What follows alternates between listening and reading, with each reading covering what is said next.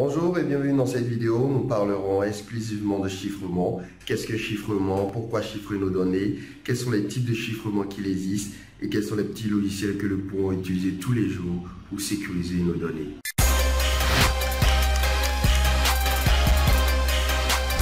Alors, quand on parle chiffrement, le chiffrement est un procédé grâce auquel on souhaite rendre la compréhension d'un document ou d'une donnée ou d'une information impossible à toute personne ne disposant pas de la clé de chiffrement ou de la clé de déchiffrement.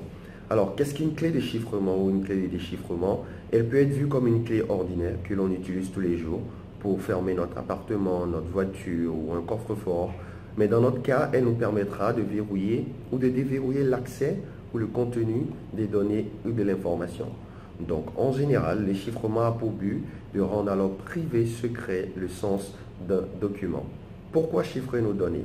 Pour comprendre cela, revenons au concept de base de la sécurité informatique qui nous dit, on parle de chiffrement de sécurité lorsque nous avons trois notions de base, à savoir la confidentialité, l'intégrité et la disponibilité.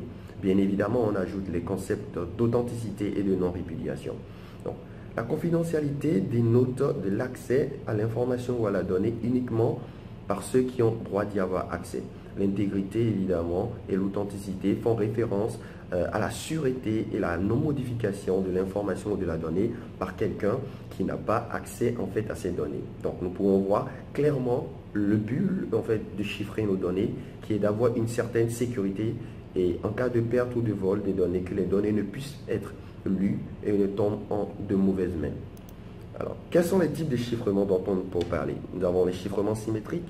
À ce niveau, nous parlerons de la notion de clé partagée, où une clé est utilisée pour chiffrer la donnée et cette même clé est réutilisée pour déchiffrer la donnée.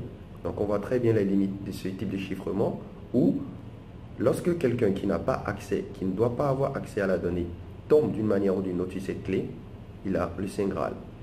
Donc, le deuxième type de chiffrement dont nous allons parler est le chiffrement asymétrique.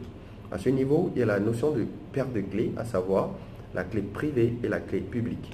Donc, chaque paire de clés est générée pour chaque personne de façon individuelle et distincte. Donc, imaginons qu'Adnel veuille envoyer de l'information à Alioune.